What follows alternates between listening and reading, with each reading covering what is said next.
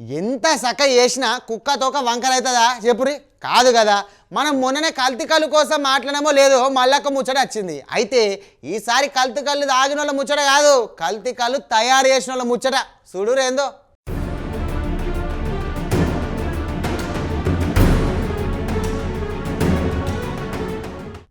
కనిపిస్తున్నాయి కదా ప్యాకెట్లు.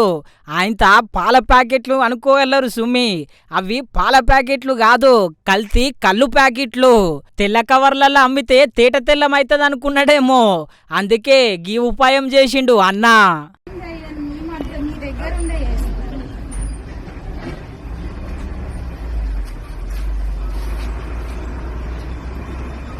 చూసిండ్రు కదా కళ్ళు బూతు, అచ్చం పాల బూతు లెక్కనే బాగానే సెట్ చేసిండు కదా.